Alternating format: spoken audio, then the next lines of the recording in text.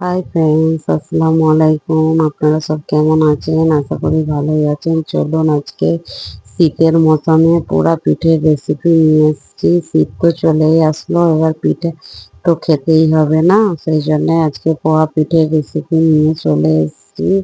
ফুলকা ফুলকা নরম নরম পোড়া পিঠে খুব ইজি, সহজে বেনে যায়। চলো আপনাদের সাথে রেসিপি শেয়ার করছি। দুদিন রাখলেও ভালো থাকবে, নরম সফট হয়ে থাকবে। 2 কটুরি ময়দা, 1 কটুরি সুজি, 1 কটুরি চিনি আর অল্প নুন, হাফ হাফ চামচের মতো। চলো সব মিশ্রণগুলো মিক্স করে দিই। 2 কটুরি ময়দা, 1 কটুরি সুজি, বারিক সুজি নিয়েছি, আর 1 কটুরি চিনি। মিডিয়াম আমরা খাই বলে মিডিয়াম দিয়েছি, আপনারা যদি একটু বেশি খান তাহলে চা আর 1/2 কটুরি চিনি অ্যাড করতে পারো। 2 গ্লাস গরম কুসুম পানি নেবো, কেন সুজি নিয়েছি বলে। প্রথমে 1 গ্লাস দিয়ে একটু মিক্স করে নেব, তারপরে 2 গ্লাস দিলে পুরো পারফেক্ট হয়ে যাবে। মোটামুটি যে কটুরি ময়দা নিয়েছি ওটা 2.5 কটুরি পানি দিলে পুরো পারফেক্ট হয়ে যাবে মিক্সারটা। চলো ভালো তারে 7 মিনিট তক আমি মিক্স করে নিয়েছি। দরকার হয় 10 মিনিট মিক্স করবেন, কিন্তু কম মিক্স করবেন না, কিন্তু এটা মিক্সের মানে মিশানোর উপরই পুরো ফোলাটা নির্ভর করে।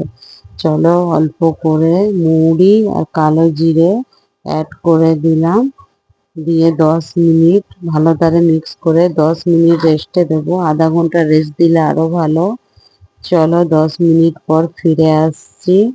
এদিকে অন্যদিকে কড়াই তেল গরম করতে দিয়ে দিয়েছি। ফের 2 মিনিট তক ভালো তারে ফেটে নেবে, নিয়ে একটা চামচের মাপে যেরকম সাইজ করবেন সেরকম সাইজের মানে পিঠাটা দিয়ে দেবেন। হিট আগুন রাখবেন, যখন পিঠেটা দেবেন চুলোটা জোরেই রাখবেন গ্যাসটা, তাহলে ফোলাটা খুব সুন্দর হবে আর খুব নরম সফট, খেতে খুব টেস্টি লাগে পোড়া পিঠা। চলো বানিয়ে নিয়েছি সেম প্রসেসরে সব কটা পিঠা এরকম ভাবে বানিয়ে নেব। খুব ইজি, মানে কোনো প্রথম থেকে জোগাড় করতে হবে না, ঘরের যে সামরিক থাকে ওই দিয়েই বানিয়ে যায়। চলো ফ্রেন্ডস, যতগুলো বানাবার ছিল সব বানিয়ে নিয়েছি সেম প্রসেসরে। সব তো দেখানো সম্ভব হয় না, দেখালে ভিডিও লং হয়ে গেলে আপনারাই দেখবেন না।